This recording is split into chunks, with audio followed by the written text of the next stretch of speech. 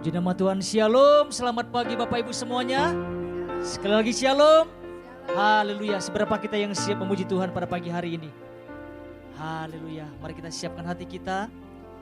Kami sungguh bersyukur buat pagi hari ini Tuhan, buat anugerah-Mu di dalam kehidupan setiap kami. Dan pagi hari ini Tuhan, kami datang bersama-sama seluruh jemaat-Mu Tuhan, untuk memuji Engkau, untuk meninggikan Engkau Tuhan.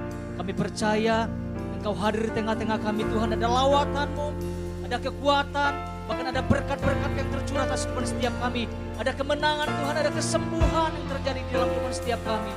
Terima kasih Bapa, Engkau layak ditinggikan, Engkau layak dimuliakan. Terima kasih Bapa. Setiap kita yang siap memuji Tuhan bersama-sama katakan amin. Haleluya. Haleluya. Saya undang untuk bangkit berdiri bersama-sama Bapak Ibu.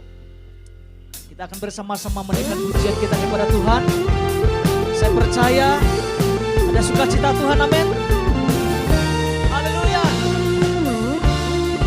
Katakan Tuhanlah. Tuhanlah kekuatan dan mazmurku, Dia gunung batu dan keselamatanku. Hanya padamu hatiku percaya, Kaulah menara dan kota perlindungan. Ku mau selalu bersyukur, sebab cinta-Mu padaku takkan pernah berubah. Hatiku percaya, walau bumi bergoncang, gunung-gunung beranjak, namun kasih setia-Mu tak pergi dariku.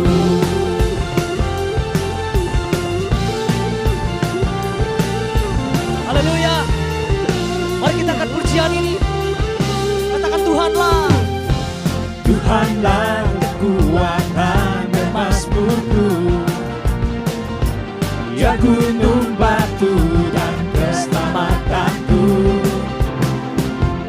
Hanya padamu hatiku percaya, Kaulah menara dan kota perlindungan. Ku mau selalu bersyukur, sebab cinta-Mu padaku takkan pernah berubah. Katakan hatiku. Hatiku percaya, walau bumi bergoncang, gunung-gunung beranjak, namun kasih setia-Mu tak Katakan pergi ku mau dariku. selalu. Ku mau selalu bersyukur, sebab cinta-Mu padaku takkan pernah berubah. Hatiku percaya, walau bumi bergoncang, gunung-gunung beranjak, namun kasih setia-Mu tak pergi dariku.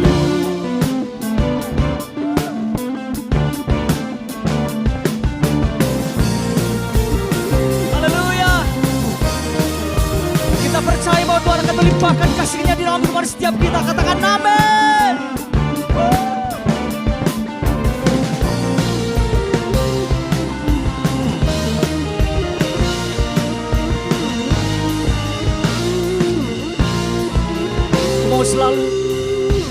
Ku mau selalu bersyukur, sebab cinta-Mu padaku takkan pernah berubah. Hatiku percaya, walau bumi bergoncang, gunung-gunung beranjak, namun kasih setia-Mu tak pergi dariku. Ku mau selalu bersyukur, sebab cinta-Mu padaku takkan pernah berubah. Hatiku percaya, walau bumi bergoncang, gunung-gunung beranjak, namun kasih setia-Mu tak pergi dariku. Kasih setia-Mu tak pergi dariku. setiamu tak pergi darimu.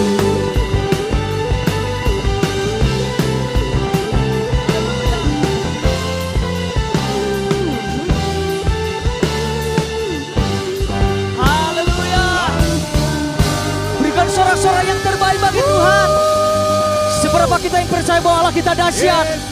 Haleluya. Allah kita baik, amin. Haleluya, kita mau angkat pujian ini bahwa Tuhan baik di dalam kehidupan setiap kita. Bersama-sama. Tuhan baik di dalam hidupku, selalu setia di sepanjang hidupku. Nyatalah perbuatanmu, Kaulah sukacitaku. Tuhan baik. Tuhan baik di dalam hidupku, selalu setia di sepanjang hidupku. Nyatalah perbuatanmu, Kaulah sukacitaku. Haleluya, ku bersorak, Tuhanku luar biasa. Haleluya. Haleluya, ku bersorak, Tuhanku dahsyat berkuasa. Ku angkat suaraku, puji namamu, ku bernyanyi bagimu. Ku bersuka, ku melompat bagimu, Yesus kau di dalamku. Ku rayakan kasih-Mu. Bersama-sama katakan. Tuhan baik di dalam hidupku, selalu setia di sepanjang hidupku. Nyatalah perbuatanmu, Kaulah sukacita. Tuhan baik. Tuhan baik di dalam hidupku, selalu setia di sepanjang hidupku. Nyatalah perbuatanmu, Kaulah sukacitaku. Haleluya, ku bersorak, Tuhanku luar biasa. Haleluya. Haleluya, ku bersorak, Tuhanku dahsyat berkuasa. Bersama-sama. Ku angkat suaraku, puji namamu, ku bernyanyi bagimu. Ku bersuka, ku melompat bagimu, Yesus kau di dalamku. Ku rayakan. Katakan ku angkat suara kamu. Ku angkat suaraku, puji namamu, ku bernyanyi bagimu. Ku bersuka, ku melompat bagimu, Yesus kau di dalamku. Katakan ku rayakan. Rayakan kasih-Mu.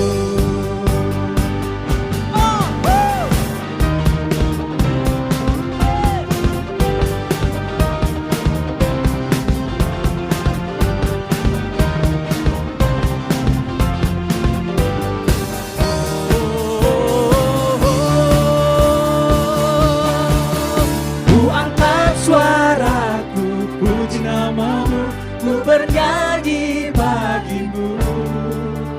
Ku bersuka, ku melompat bagimu, Yesus kau di dalamku. Katakan ku rayakan. Ku rayakan. Lebih lagi buat Tuhan ku angkat. Ku angkat suaraku, puji namamu, ku bernyanyi bagimu. Ku bersuka, ku melompat bagimu. Katakan Yesus. Yesus kau di dalamku. Ku rayakan. Ku rayakan kasih-Mu. Haleluya. Haleluya. Haleluya. Haleluya. Haleluya. Lagi lagi. Haleluya. Haleluya. Haleluya. Haleluya. Haleluya. Berikan sorak-sorak yang terbaik bagi Tuhan. Haleluya. Haleluya. Katakan layaklah segala bangsa. Layaklah segala bangsa sujud kepadamu.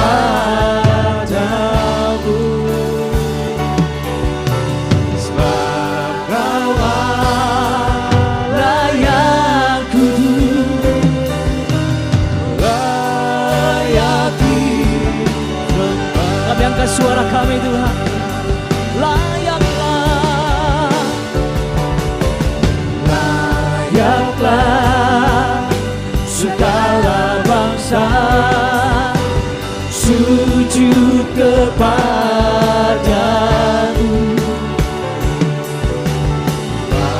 Kau layak duduk, layak disembah. mari lebih lagi buat Tuhan. Layaklah segala bangsa sujud kepadamu. Kau layak duduk, layak disembah, layak disembah. Oh layak, layak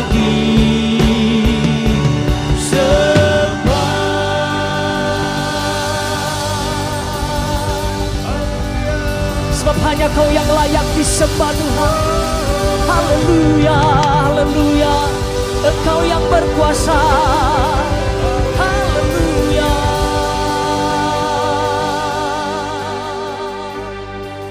Haleluya. Kami membawa hidup kami Tuhan. Kami mengangkat suara kami untuk menyembah. Haleluya, haleluya.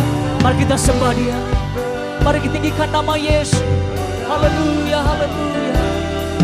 Kami bersyukur Tuhan. Kami bersyukur. Haleluya. Oh, haleluya, haleluya. Kau layak Tuhan. Kau layak disembah.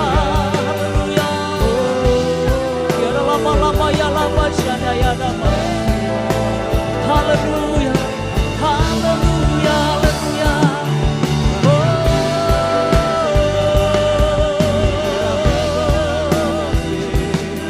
Terima kasih Yesus.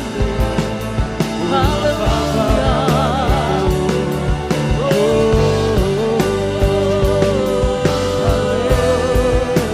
Biar lama-lama ya lama syadaya. Engkau sungguh baik. Sangat baik. Haleluya, haleluya. Lama-lama ya lama syadayana. Mari curahkan atas setiap kami Tuhan. Curahkan urapan-Mu Tuhan.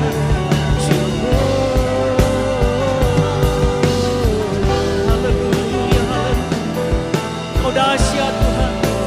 Engkau berkuasa dalam kehidupan kami. Engkau yang bertakhta. Haleluya.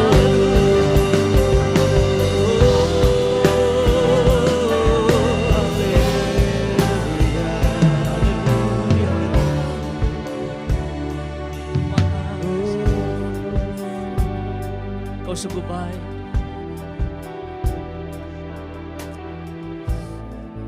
Menjamah hati kami pagi hari ini.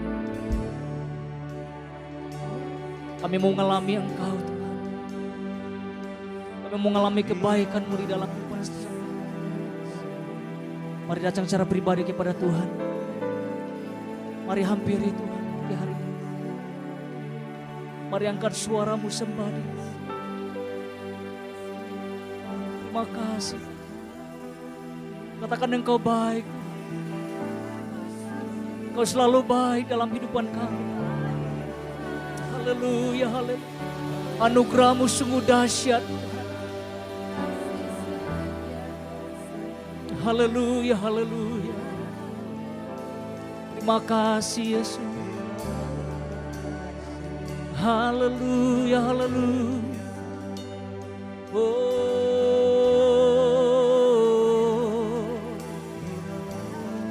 Mari bawa korban syukur-Mu pagi hari ini di hadapan-Mu. Mari bawa penyembahan-Mu kepada Tuhan. Mari sembah Dia. Tiara lama-lama ya lama syanda ya dapat. Curahkan lebih lagi atas kami Tuhan. Mari curahkan Tuhan. Curahkan lebih lagi.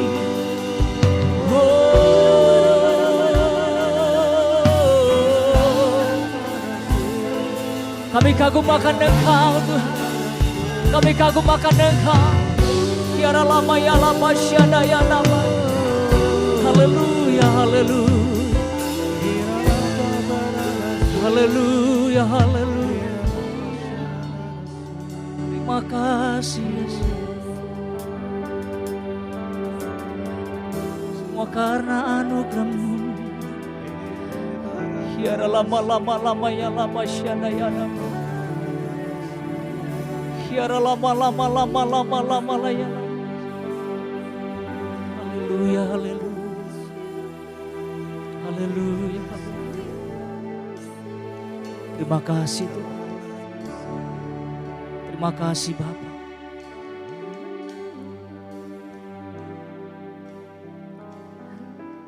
Mari kita dalam suasana penyembahan. Mari nyatakan Tuhan atas kami. Terima kasih Bapa. Mari terus alami Tuhan pagi hari ini. Dia ada di tempat ini. Kuasanya. Mari alami kuasa Tuhan. Haleluya, haleluya. Oh.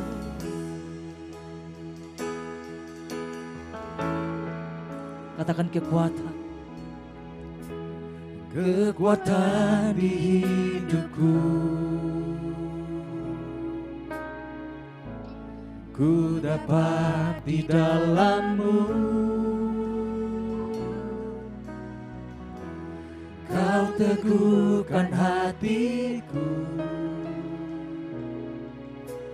tiada yang mustahil bagi-Mu. Sebab aku percaya, bukan karena melihat, namun karena firman-Mu yang selalu digenapi di hidupku.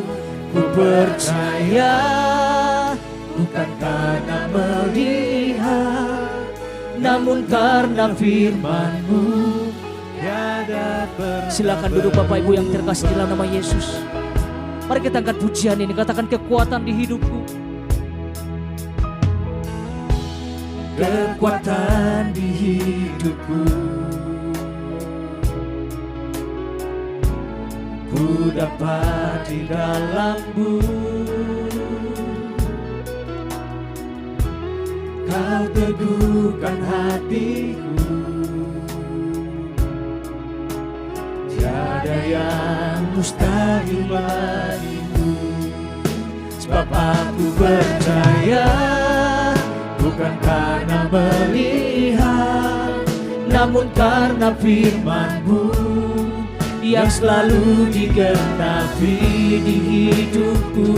Ku percaya, bukan karena melihat, namun karena firman-Mu tiada pernah berubah. Sebab aku percaya, bukan karena melihat, namun karena firman-Mu yang selalu digenapi di hidupku. Ku percaya, bukan karena melihat, namun karena firman-Mu tiada pernah berubah. Namun karena firman-Mu tiada pernah berubah. Namun karena firman-Mu tiada pernah berubah.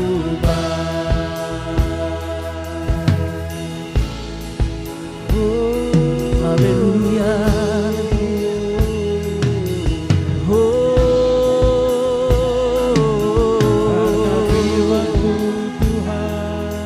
Haleluya, haleluya.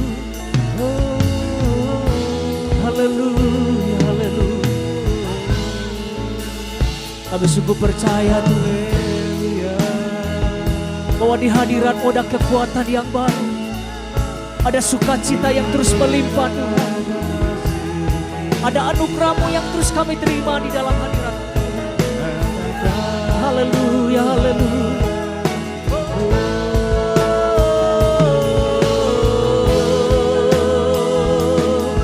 Haleluya, haleluya.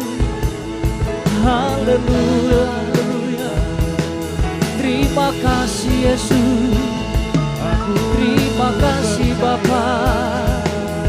Haleluya.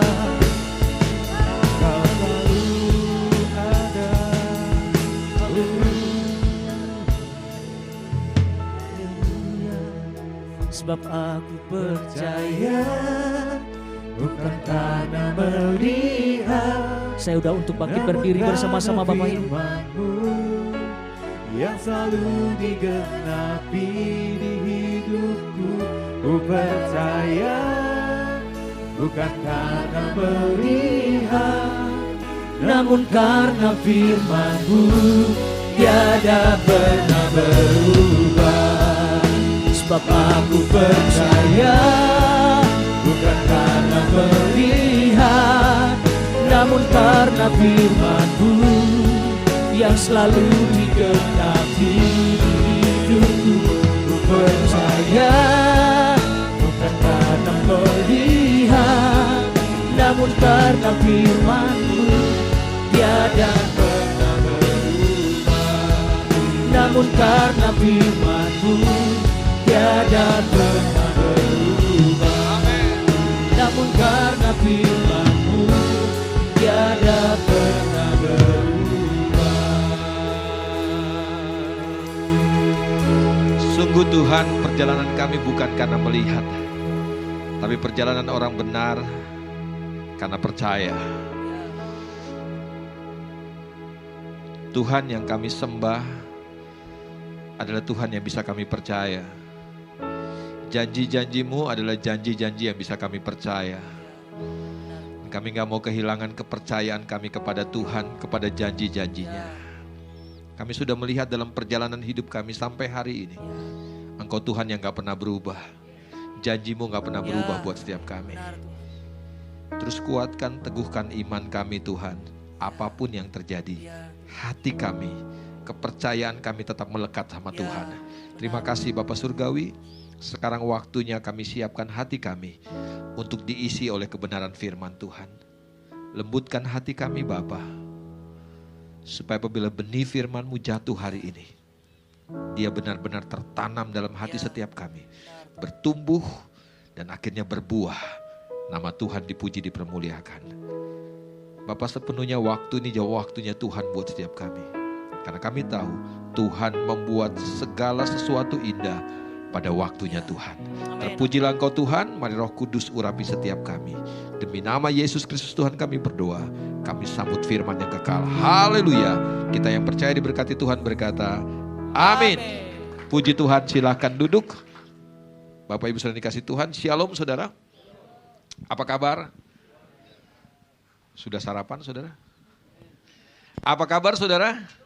Oh haleluya, sudah mulai agak luar biasa. Tapi belum terlalu luar biasa. Puji Tuhan, saya percaya saudara punya pengalaman yang indah bersama-sama dengan Tuhan. Amin. Karena perjalanan kita ini, perjalanan hidup kita adalah pengalaman yang tidak terlupakan bersama-sama dengan Tuhan. Nikmatilah perjalanan sama Tuhan.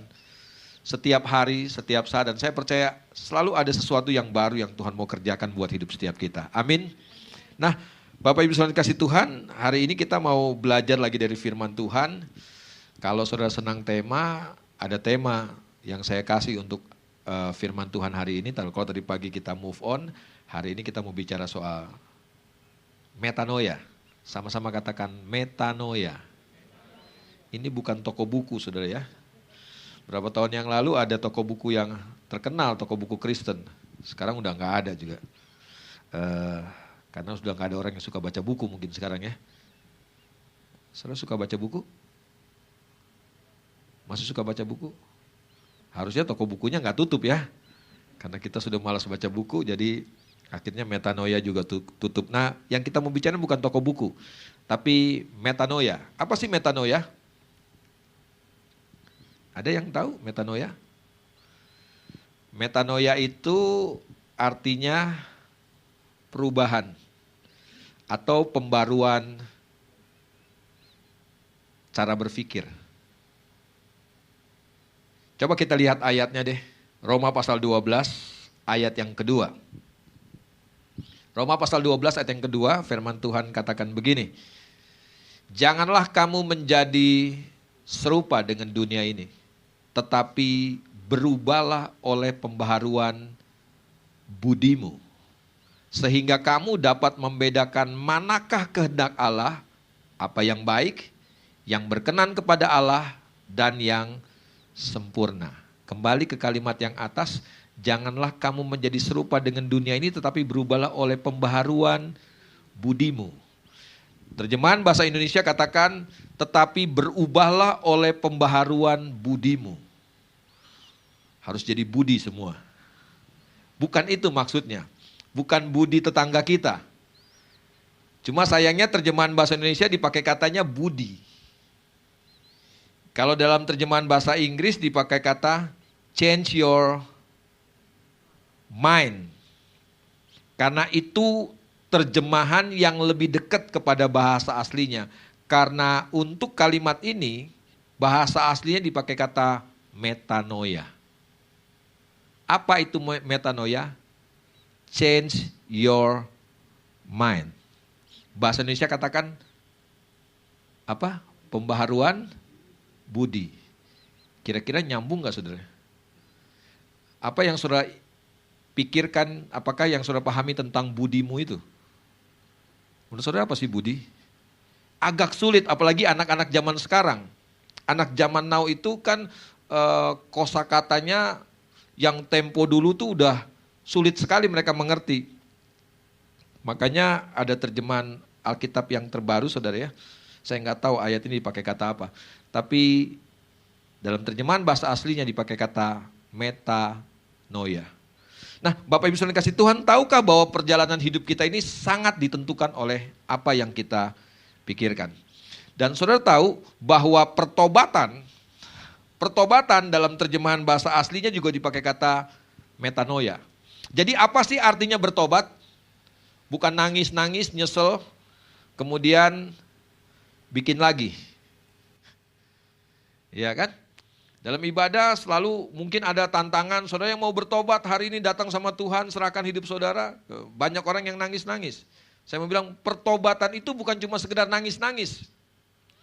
Pertobatan itu bukan cuma sekedar janji mau berubah hidupnya. Tapi pertobatan dalam bahasa aslinya dipakai kata metanoia. Pertobatan itu artinya perubahan cara berpikir. Kenapa pertobatan itu perubahan cara berpikir? Karena ini yang saya mau katakan bahwa kehidupan kita ditentukan oleh cara berpikir kita. Keputusan-keputusan kita, pilihan-pilihan kita itu sangat ditentukan oleh cara berpikir kita. Jadi saya mau katakan begini, yang sering kali membuat kita tersesat, yang bikin kali kita melakukan hal-hal yang di luar keinginan kita ke kebenaran firman Tuhan adalah cara berpikir kita. Yang sering kali bikin kita jatuh dalam dosa, itu adalah cara berpikir kita yang salah. Makanya kita harus bertobat. Apa artinya bertobat? Apa artinya bertobat? Merubah cara berpikir, metanoia. Bertobat itu metanoia. Metanoia itu artinya perubahan cara berpikir. Susah Pak. Enggak susah. Karena cara berpikir kita yang lama, saya mau katakan begini, cara berpikir kita yang lama tuh enggak cocok, enggak kompatibel dengan kehidupan kita hari ini. Cara berpikir yang lama itu enggak cocok untuk kita melihat, untuk kita berjalan dalam kebenaran firman Tuhan. Karena banyak cara berpikir yang lama itu bikin kita tersesat. Cara berpikir kita yang lama kadang-kadang membuat kita seringkali melakukan hal-hal yang bodoh. Hal-hal yang fatal buat kehidupan kita. Nah, Bapak Ibu Saudara yang dikasih Tuhan, kalau kita ketemu dengan satu keadaan, satu situasi yang kita nggak suka situasi itu, keadaan itu, apa yang harus kita lakukan? Jangan-jangan kita, kadang-kadang kita berpikir gini, oh saya pengen ngerubah situasinya, nggak bisa. Kita nggak punya kuasa kadang-kadang untuk merubah keadaan. Kita kadang-kadang nggak punya kuasa untuk merubah satu situasi. Kita kadang-kadang nggak punya kuasa untuk mengubah satu orang. Dengar baik-baik. Kita punya kuasa untuk mengubah cara berpikir kita. Artinya apa? Kalau kita nggak suka dengan satu keadaan, satu situasi yang kita lewati hari ini, bagaimana caranya supaya kita menyukainya?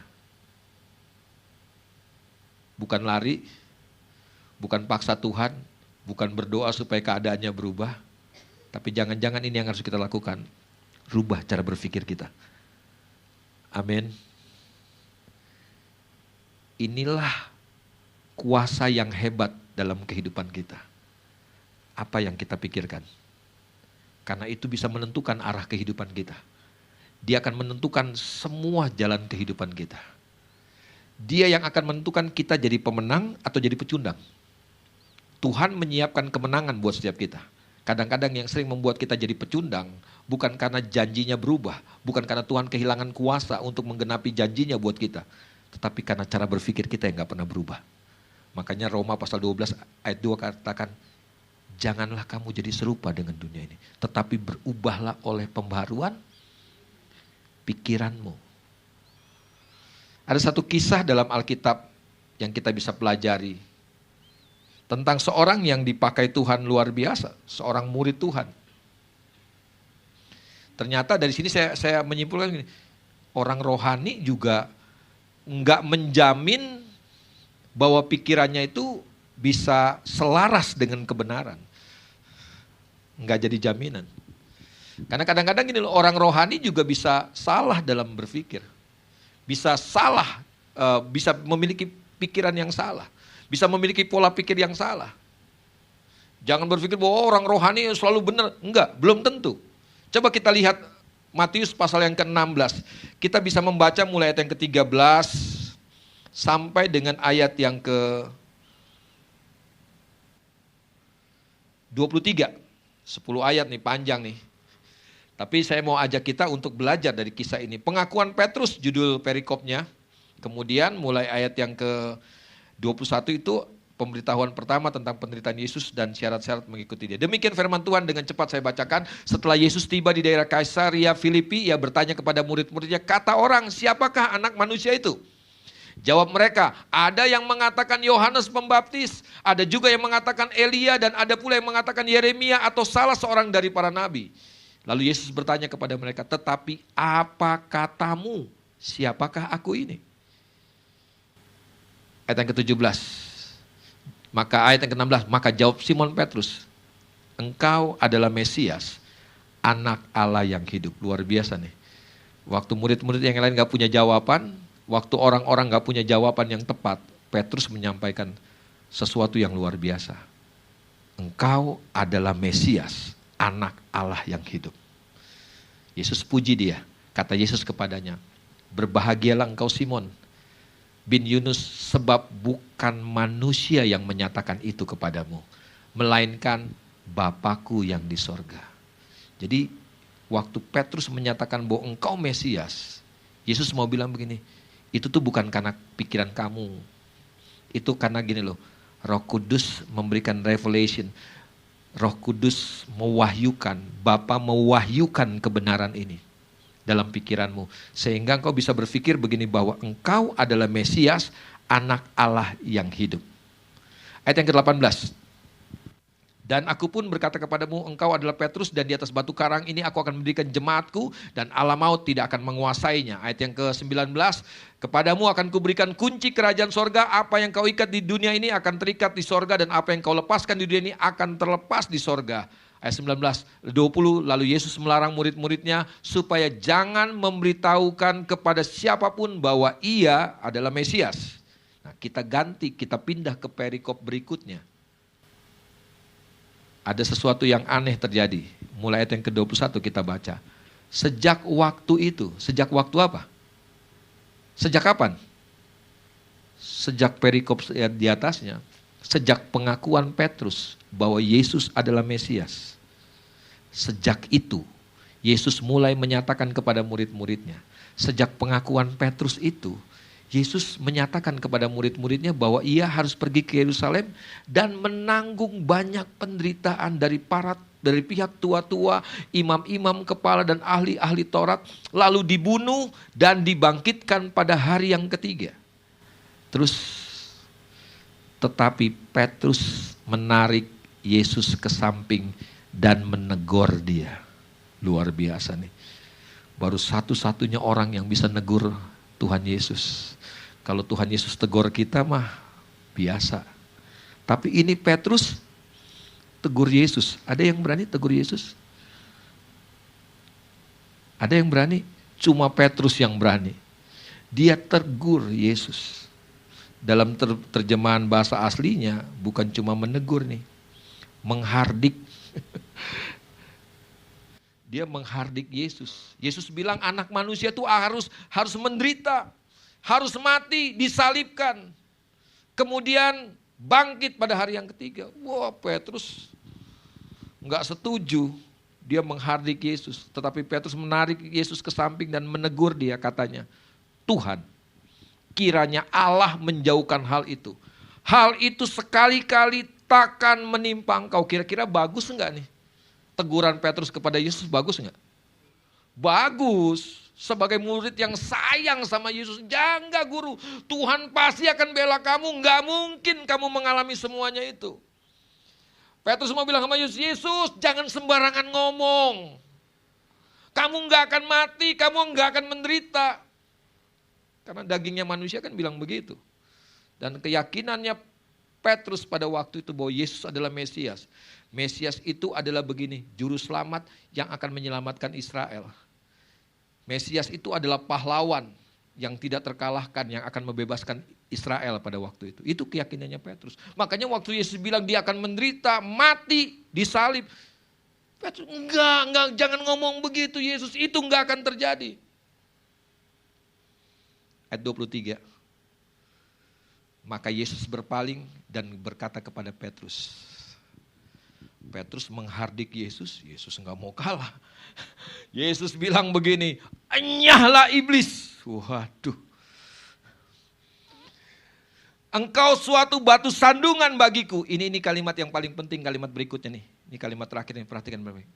Sebab engkau bukan memikirkan apa yang dipikirkan Allah, melainkan apa yang dipikirkan oleh manusia.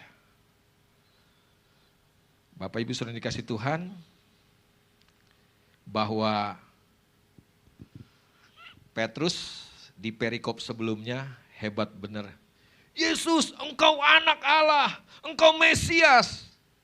Tapi beberapa ayat kemudian dia menegur Yesus. Gak mungkin Allah menjauhkan hal itu daripadamu.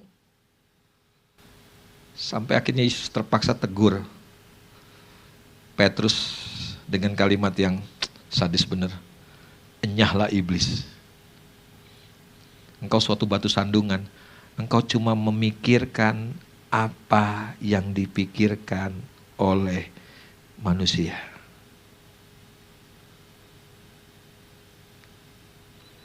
Apa yang kita pikirkan?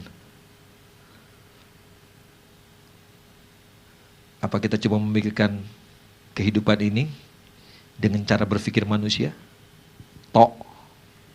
Melulu. Kalau itu yang terjadi, maka saya mau bilang begini, pikiran kita compatible, cocok dengan pikirannya iblis. Karena iblis cuma memikirkan apa yang ada di pikiran manusia. Kalau kita menjalankan kekristenan kita, kehidupan kita hari ini cuma dengan cara berpikir manusiawi, semata, dengar baik-baik. Iblis tahu cara berpikir kita itu. Iblis akan entertain cara berpikir kita. Sehingga membuat begini, kita memikirkan banyak sekali hal-hal yang salah tentang Tuhan. Kita memikirkan banyak hal-hal yang salah ketika kita menghadapi situasi-situasi yang kita nggak inginkan terjadi dalam hidup kita. Iblis akan entertain kita. Karena iblis tahu cara berpikir kita.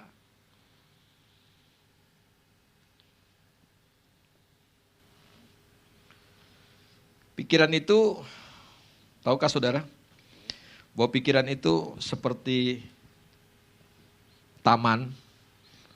Cara berpikir kita nih, pola pikir kita tuh bisa seperti taman, tapi sekaligus bisa seperti hutan. Seperti kebun di belakang rumah kita, seperti taman di depan rumah kita, atau seperti hutan. Saudara tahu apa bedanya hutan dan kebun? Siapa yang punya kebun di rumah? Udah susah Pak. Sekarang rumahnya tanahnya kecil-kecil Pak, untuk rumah aja udah susah banget Pak. Kita nambah kamar aja udah susah, apalagi punya taman. Ya minimal di Bandung ini banyak taman lah, taman kota gitu kan. Saudara tahu apa yang membedakan taman, kebun kita dengan hutan? Oh iya, hutan besar, taman kecil, apalagi? Ya, dirawat. Kalau hutan enggak usah dirawat, dia pasti tumbuh sendiri. Apalagi? Pikiran saudara hutan atau kebun? Kalau hutan enggak usah dirawat, dibiarin aja liar. Pikiran mau kemana aja, masa bodoh gitu kan. Kalau pikiran saudara kebun atau taman harus dirawat. Halo, anak-anak muda, pikiranmu harus dirawat, nggak bisa dibiarkan liar. Itu yang bikin kita hancur, karena kita biarin pikiran kita. Ini yang paling penting nih, perbedaan taman, kebun, dan hutan. Ini yang terakhir nih, perhatikan baik-baik. Taman itu tanamannya pilihan. Kalau hutan, apa aja boleh tumbuh. Kalau saudara punya kebun di rumah, saudara cuma akan tanam tanaman yang saudara mau. Tanaman itu ada di kebun saudara. Enggak sembarangan. Tapi ini faktanya, kadang-kadang di taman, di kebun yang diurus, dirawat sekalipun, kadangkala tumbuh tanaman liar. Dan saya mau bilang gini, tanaman liar itu nggak bisa dibiarin. Kita harus cabut sedini mungkin. Kalau kita nggak mau tanaman ini ada di kebun kita, di taman, kita harus cabut. Karena kalau enggak, dia akan tumbuh besar. Kalau dia semakin besar, semakin besar, semakin besar, akarnya makin kuat, udah susah dicabutnya. Paulus bicara tentang kepada jemaat Korintus tentang stronghold, tentang benteng di pola pikir kita. Kalau udah kayak benteng, udah susah dihancurinya. Hari ini pikiran kita, pola pikir kita seperti taman atau seperti hutan? Kita biarin aja, apa aja boleh singgah dalam pikiran kita. Atau kita mulai memikirkan, kita mulai memilah-milah, kita mulai menseleksi apa yang boleh ada dalam pikiran kita. Atau ada pikiran-pikiran yang gak boleh ada dalam pikiran kita. Halo? Sosial media itu bikin kita masukkan apa saja dalam pikiran kita. Saya mau bilang nih, kita yang memutuskan, kita yang menentukan. Pikiran apa yang ada dalam pikiran kita, yang boleh atau yang gak boleh ada dalam pikiran kita. Kita yang putuskan. Tapi sayangnya begini, banyak orang Kristen menganggap sepele ini. Kita biarin apa aja boleh tumbuh, boleh ada dalam pikiran kita. Makanya kadang-kadang yang terjadi begini, kita bisa berpikir seperti orang dunia. Kita bisa memutuskan sama seperti orang dunia. Apa yang gak boleh kita lakukan juga. Kenapa? Karena pikiran kita gak seleksi. Semua pemikiran, semua ide, semua usul boleh masuk dalam pikiran kita. Itu yang merusak kita. Iblis tahu pikiran manusia. Makanya iblis akan entertain terus. Ya kan gak apa-apa, ya manusiawi lah. Itu kan boleh, itu kan wajar. Makanya Petrus gak heran. Baru habis ngomong, engkau Mesias, anak Allah yang hidup. Tapi beberapa saat kemudian, dia tertipu dengan pikirannya. Dia pikir pikirannya paling benar. Ternyata dia salah dengan pikirannya. Bapak Ibu Saudara yang dikasih Tuhan, percayalah begini bahwa akan selalu ada pikiran-pikiran negatif. Akan selalu ada pikiran-pikiran yang tidak sesuai dengan kebenaran. Yang selalu ingin masuk menembus pikiran kita. Kita yang memutuskan. Kasih tahu sama kanan kirinya, kamu yang memutuskan, bukan saya. Bukan suami kita, bukan istri kita, bukan orang tua kita yang memutuskan. Kita yang memutuskan. Dia boleh ada atau enggak ada. Ya. Ada kan kata-kata bijak yang bilang begini, kita enggak bisa halangin burung terbang di atas kepala kita. Ya. Selalu ada keinginan pikiran-pikiran yang tidak berkenan, pikiran-pikiran yang salah, pikiran-pikiran yang kotor. Itu ingin masuk, ingin coba masuk dalam pikiran kita. Kita nggak bisa larang itu. Tapi yang kita bisa larang adalah apa? Burungnya nggak boleh bersarang di atas kepala kita. Kita yang putuskan. Tanaman apa yang boleh ada dan apa yang tidak boleh ada. Oh enggak gampang saudara. Kita bergumul dengan ini setiap hari. Apalagi kalau pikiran-pikiran itu yang cocok dengan keinginan daging kita. Waduh, lagi ribut suami istri. Biasanya kalau lagi ribut suami istri nih, yang anak-anak tutup kuping dulu ya. Suami istri lagi ribut, ya nggak mungkin orang menikah nggak pernah ribut ya Pak, Bu. Yang paling tua sekalipun, menikah paling lama pun pasti akan ngalamin. Apalagi yang masih muda. Waktu kita ribut, kecenderungan kita, pikiran kita akan tuntun kita melakukan hal-hal yang fatal kadang-kala. Kalau bisa menyakiti pasangan kita, waduh kayaknya kita puas banget. Kalau lu rasa sakit, waduh kayaknya kita seneng banget. Bukankah ini pikiran-pikiran yang harusnya nggak boleh ada dalam kepala kita? Kabur dari rumah. Ada ibu-ibu yang suka kabur? Waktu konflik? Ada kayaknya nih. Ada? Kabur. Biarin aja, biar gue pergi aja. Ambil tas koper, masukin baju. Si suami pikirannya sableng juga. Pergi aja lu. Kalau mau pergi, silahkan. Itu pikiran apa tuh?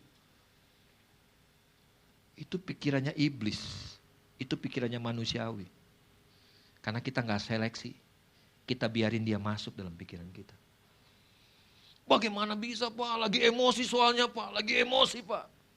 Dibikin begitu bagaimana gak emosi Pak? Dia nantangin Pak mau pergi, pergi aja. Waktu kesel, tiba-tiba ada pikiran masuk dalam kepala seorang istri. Kata, gue mesti kasih pelajaran sama dia nih. Pak Bu, biarkan Tuhan yang ajar dia. Halo, udah gue mau diem aja. Biarin dia ngerasain deh. Sakitnya tuh bagaimana? Dicuekin. Ini pikiran-pikiran. Saya mau bilang nih, yang tidak cocok dengan kebenaran. Tapi itu yang masuk dari kepala kita. Kenapa? Karena kita izinkan pikiran kita jadi hutan.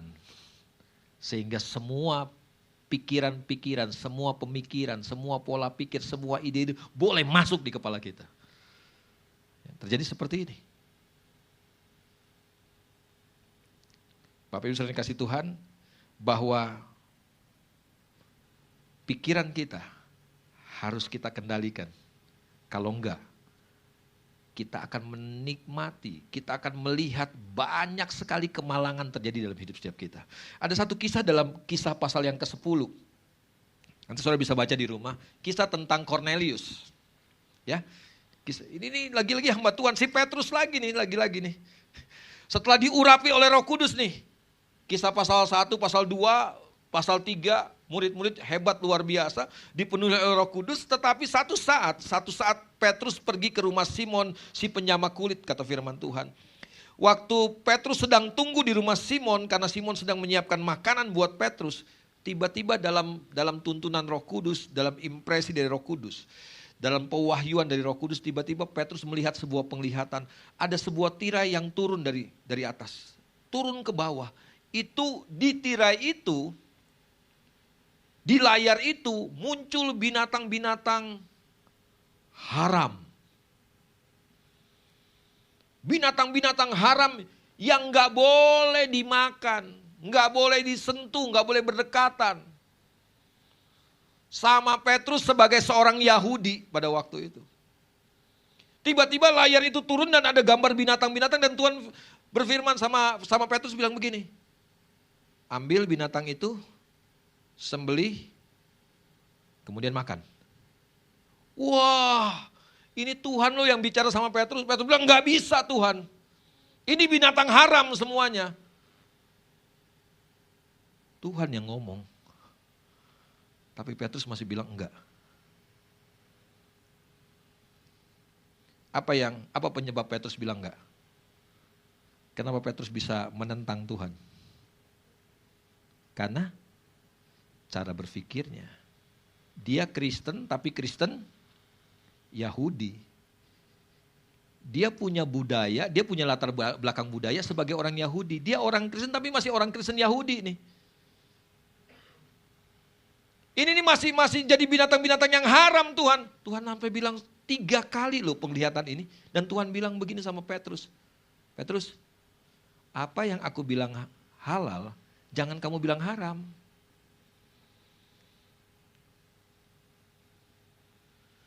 Ini nekat bener Petrus nih. Dengar baik-baik. Sebenarnya penglihatan Petrus mau mengajarkan buat Petrus adalah begini, bahwa Tuhan itu cinta semua bangsa. Keselamatan itu bukan cuma untuk orang Yahudi. Keselamatan itu buat bangsa-bangsa lain juga. Tetapi Petrus nggak bisa menangkap kehendak Tuhan ini. Petrus nggak bisa menangkap pikiran Tuhan ini. Kenapa? Karena Petrus punya pikiran yang salah. Dia berpikir keselamatan itu cuma untuk orang Yahudi. Ini bahayanya pola pikir yang salah. Gimana dong cara merubahnya? 2 hal saja. Dari kata bertobat metanoia tadi. 2 hal yang harus kita lakukan. Biar pikiran kita selaras dengan Kristus. Maka yang harus kita lakukan adalah begini. Bahwa kita harus mengarahkan pikiran kita kepada Kristus. Sehingga selalu begini. Selalu ada pewahyuan. Dulu memang dalam perjanjian lama kita tahu ada binatang-binatang haram, ada binatang-binatang halal. Tapi di perjanjian baru, perjanjian yang baru, dengar baik-baik. Keselamatan itu bukan cuma untuk orang Yahudi. Keselamatan itu buat segala bangsa. Kalau saudara membaca perjanjian lama, sebenarnya keselamatan bukan cuma untuk orang Yahudi memang. Tapi orang Yahudi menganggap bahwa janji Tuhan kepada Abraham secara eksklusif buat mereka saja, mereka toh. Tapi sebenarnya nabi-nabi yang diutus oleh Tuhan sudah menyatakan bahwa keselamatan itu bukan cuma buat orang Yahudi, tetapi itu tidak disingkapkan buat mereka, buat orang-orang Yahudi pada waktu itu. Di perjanjian barulah Tuhan mulai menyingkapkannya. Ada pewahyuan. Jadi saya mau bilang begini, pikiran kita harus terus terarah kepada Tuhan. Supaya kita sensitif terhadap pewahyuan yang baru dari Tuhan. Supaya kita bisa mengerti bahwa ini loh ternyata yang Tuhan kehendaki buat setiap kita. Kita sangat sensitif ternyata begini. Tuhan akan menyingkapkan hal-hal yang baru buat setiap kita. Yang dulu nggak boleh ternyata sekarang boleh. Yang dulu boleh sekarang nggak boleh. Kita harus selaraskan pikiran kita dengan pikirannya Tuhan. Filipi pasal yang kedua. Kita catat. Supaya kita bisa memikirkan, kita memiliki pikiran, perasaan Tuhan dalam hidup kita. Dan yang kedua, bagaimana caranya supaya kita mengubah cara berpikir kita. Enggak ada cara lain, kecuali kita mulai melakukan Mazmur pasal yang pertama. Orang yang kesukaannya ialah Taurat Tuhan, yang merenungkannya siang dan malam. Kita perlu waktu-waktu khusus. Jadi waktu kita kesel, waktu kita marah, waktu kita kecewa, jangan biarkan pikiran-pikiran liar itu masuk. Jangan biarkan tanaman-tanaman liar itu masuk dalam kepala kita, dalam otak kita. Kita perlu punya filter. Filternya apa? Firman Tuhan. Renungkan firman Tuhan. Waktu pemikiran-pemikiran negatif ini muncul, pikiran-pikiran liar ini muncul, mulai taruh firman Tuhan sebagai filternya. Makanya saya mau bilang gini, biarkan kita merenungkan firman Tuhan setiap hari. Karena dengar baik-baik, pikiran liar itu setiap hari coba masuk dalam otak kita. Bayangkan kalau kita nggak merenungkan firman Tuhan setiap hari, bisa salah setiap hari kita. Nggak ada cara lain. Kita harus merenungkan firman Tuhan. Pesan Tuhan kepada Yosua waktu dia mau masuk tanah perjanjian. Kuatkan dan teguhkanlah hatimu. Aku menyertai engkau. Tapi ini yang Yosua harus lakukan. Engkau gak boleh lupa memperkatakan Taurat ini. Supaya engkau bertindak hati-hati. Perlu renungkan firman Tuhan setiap waktu. Itu jadi filter buat pemikiran kita. Supaya pemikiran kita gak liar. Jangan terlalu reaktif. Hadapi ini, dengar kata-kata ini, kita langsung reaktif. Jangan. Renungkan firman Tuhan. Supaya kita gak kecewa. Supaya kita bertindak hati-hati. Supaya hidup kita gak fatal. Amin. Sesungguhnya yang menggagalkan rancangan Tuhan buat kita, bukan karena Tuhan kehilangan kuasa. Bukan karena firman-Nya berubah. Bukan karena janjinya berubah. Tapi karena kita gak bisa mengendalikan cara berpikir kita. Sehingga keputusan kita, pilihan kita, reaksi kita salah. Kita kehilangan kesempatan untuk melihat janji Tuhan. Hari ini Bapak Ibu Saudara yang dikasih Tuhan, pesan firman Tuhan, jangan jadi serupa dengan dunia ini. Berubahlah. Alamilah metanoia. Alamilah pembaharuan cara berpikir. Yang lama kita tinggalin. Taruh pikiran Kristus dalam pikiran kita. Supaya kita bertindak hati-hati. Supaya kita beruntung kemanapun kita pergi. Amin. Tuhan memberkati kita. Mari kita tundukkan kepala. Kita akan berdoa buat firman Tuhan. Mari pemain musik. Kita nyanyikan sebuah pujian.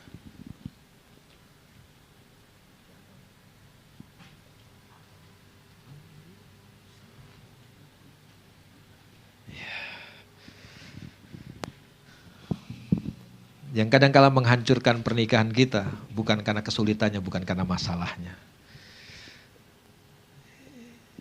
Yang seringkali bikin kita gagal, bukan karena kesulitannya, tapi karena kita hadapi dengan cara berpikir yang salah. Kita terlalu emosional, kita gampang marah, gampang tersinggung, gampang kecewa.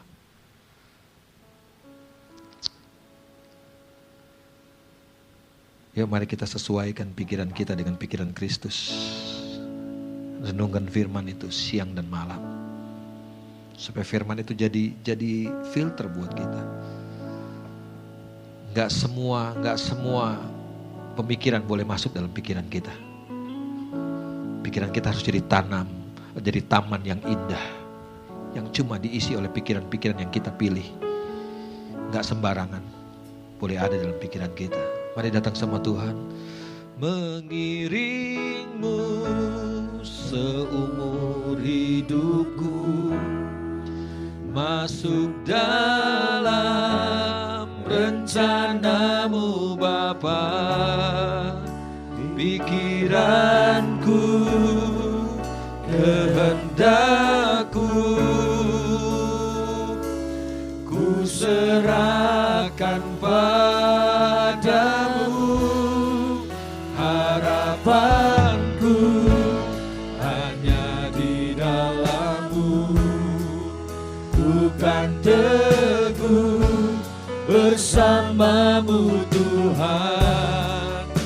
jadikanku bercandamu untuk memuliakan. Mari kita bangkit berdiri, mengiringmu, mengiringmu seumur hidupku, masuk dalam rencanamu Bapa. amin. Pikiranku, Kehendakku, kehendakku, haleluya. ku serahkan padamu. Harapanku hanya di dalam-Mu. Ku kan teguh bersama-Mu Tuhan. Jadikanku bercandamu Untuk memuliakan-Mu. untuk memuliakan. Sekali lagi mengiringmu, Mengiringmu seumur hidupku, amin. masuk dalam rencanamu Bapa. Pikiranku, Kehendakku, kehendakku, ku serahkan ku serahkan padamu. Harapanku hanya di dalam-Mu. ku kan teguh bersama-Mu Tuhan. Jadikanku rencanamu untuk memuliakan-Mu. Bapak Ibu Saudara yang dikasih Tuhan, kita nggak bisa mengiring Tuhan dengan cara hidup duniawi. Kita akan gagal dalam kekristenan kita. Kita akan banyak kecewa. Kita akan banyak terluka. Kita harus mengiring Tuhan dengan berpikir sebagaimana Tuhan berpikir. Oleh sebab itu hari ini kita yang memutuskan, kita yang memilih. Pikiran-pikiran seperti apa yang boleh tinggal dalam pikiran kita. Dunia menyodorkan banyak cara berpikir, banyak pola pikir yang salah. Jangan-jangan itu tipuan iblis buat kita.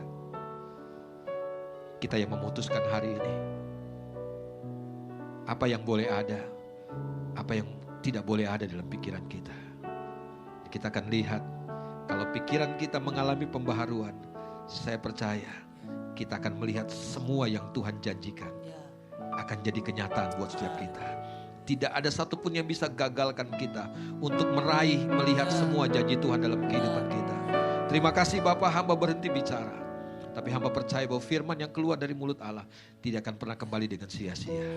Berikan kami kekuatan, berikan kami kemampuan untuk memfilter semua pemikiran yang boleh masuk, boleh tinggal dalam pikiran kami. Kami rindu biar lewat hidup kami Tuhan dipermuliakan. Terima kasih Bapak Surgawi, hamba berhenti bicarakan hamba terbatas. Tapi hamba percaya bahwa firman yang keluar dari mulut Allah akan terus mengerjakan kehendak Tuhan dalam hidup setiap kami. Terima kasih Bapak Surgawi. Orang yang berbahagia adalah orang yang dengarkan firman dan lakukan firman dalam kehidupannya. Yesus semakin bertambah-tambah, kami semakin berkurang-kurang. Tuhan dipermuliakan dalam hidup kami. Terima kasih Bapa, demi nama Yesus Kristus Tuhan kami berdoa mengucap syukur kepada Bapa di surga, kami terima firman yang kekal. Haleluya. Kita yang percaya berkati Tuhan berkata, amin. Silakan duduk, Tuhan berkati. Puji nama Tuhan, saya percaya setiap kita diberkati oleh kebenaran firman Tuhan yang barusan kita dengar. Atas nama Gembala Sidang dan seluruh jemaat mengucapkan terima kasih buat pelayanannya Pak Gideon. Tuhan Yesus memberkati. Cinta jemaat yang dikasih Tuhan Yesus, sebentar kita akhiri ibadah kita pada siang hari ini. Saya undang kita angkat kedua belah tangan kita. Arahkan hati kita, fokuskan dan terus terhubung dengan Yesus senantiasa. Pergilah, pulanglah dan jadilah saksi-saksi Kristus. Mari jemaat yang dikasih Tuhan, terimalah berkat dan damai sejahtera daripada Allah Bapa, kasih karunia daripada Tuhan Yesus Kristus, dan persekutuan Roh Kudus yang indah dan manis menyertai setiap kita semua, mulai daripada siang hari yang indah ini sampai hari Maranatha. Tuhan Yesus menjemput setiap kita di awan-awan yang permai. Setiap kita yang percaya menerima, kita sama-sama katakan, amin. Tuhan Yesus berkati.